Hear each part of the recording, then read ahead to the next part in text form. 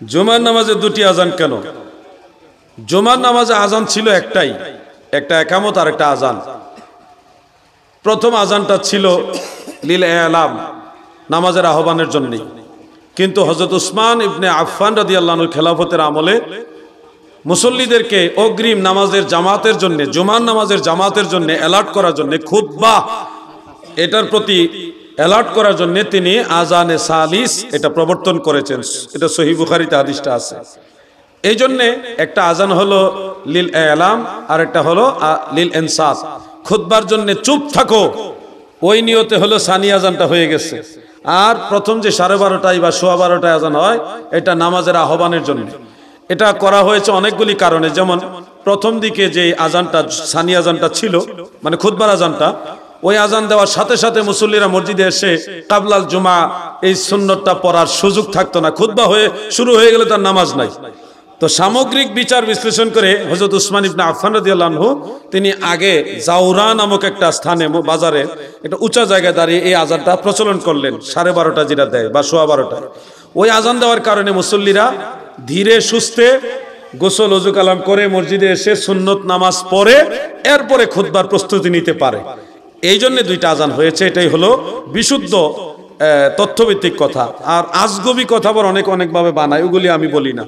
পবিত্র মেরাজকে অস্বীকার করলে নামাজকে অস্বীকার করা হবে অবশ্যই, কারণ 5 ওয়াক্ত নামাজ এসেছে মেরাজুন নবী সাল্লাল্লাহু আলাইহি সাল্লাম থেকে, এটার সাথে সম্পৃক্ত।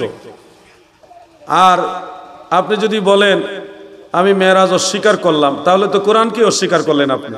সুবহানাল্লাযী আসরা বিআবদিহি লাইলাম মিনাল মাসজিদিল হারামি ইলাল মাসজিদিল আকসা, আপনি তো কোরআনকে অস্বীকার করলেন। এটা অস্বীকার করলে তো কুফর শরহে আকায়েদ নসুফির মধ্যে আছে, ঈমান থাকবে না, সাথে সাথে আপনি ঈমান থেকে খারেজ হয়ে যাবেন মেরাজকে অস্বীকার করলে। ভাষা ও মুক্তিযুদ্ধে যারা জীবন দিয়েছেন তাদের শহীদ বলা যাবে কিনা? ভাই, শহীদ দুই প্রকার, একটা ইসলামী শহীদ আর একটা রাষ্ট্রীয় শহীদ। ভাষা এবং মুক্তিযুদ্ধে যারা শহীদ হয়েছেন তারা হলো রাষ্ট্রীয় শহীদ। তারা কি শহীদ? যার কারণে মুক্তিযুদ্ধের সময় অনেক হিন্দু মারা গেছে, তাদেরকে শহীদ লেখা হয়। এটা ধর্মীয় শহীদ না, এটা রাষ্ট্রীয় শহীদ।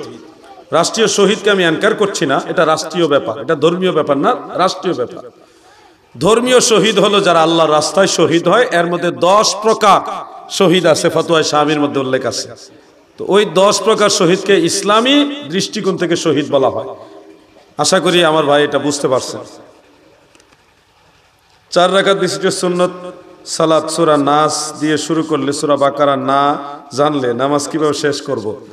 নামাজের পরে আপনি অন্য একটা সূরা পড়ে নেবেন, তবে আপনার নামাজ যা মাল কেরাহাত মানে মাকরুহের সাথে নামাজ হয়ে যাবে, তবে এরকম করেন না বিসমিল্লাতে সূরা নাস, যদি এরকম হয়ে যায় নামাজ ছেড়ে দিবেন না, পড়বেন সূরা নাসই পড়বেন, এরপরে যেটা জানেন ওইটাই পড়বেন। তরতিব রক্ষা না হওয়ার কারণে আপনার মাকরু হবে, কিন্তু নামাজ হয়ে যাবে। আল্লাহ আমাদের বুঝার তৌফিক দেন। শেষটা আর রেখে লাভ কি, এটা দিয়ে দিই। কোন বক্তার বক্তব্য যদি কোরআন হাদিসের বিপরীত হয় এবং শ্রোতারা যদি ঠিক বলে, তাহলে শ্রোতা ও বক্তার অবস্থা কি হবে? বাইরে আমি একবার ইউটিউব থেকে এক হুজুরের ওয়াজ শুনতেছি, বক্তা উনি বলতেছে এখনকার যুগে অধিকাংশ মানুষ আল্লাহকে বিশ্বাস করে না, ঠিক কিনা বলেন? পাবলিক কয় ঠিক।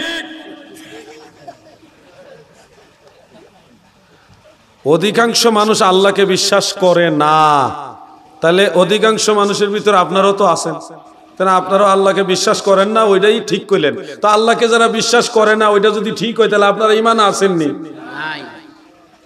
এই জন্য আমি আজকে বলছি, প্রায় মাহফিলে কথাগুলি বলি, কথাই ঠিক কিনা বলেন, ঠিক কিনা বলেন। এই যে এই রেওয়াজটা যেই কইব মনে করবেন এটা ভাইকারি বক্তা। আল্লাহ আমাদের ভাইদের বুঝার তৌফিক দেন, আমিন।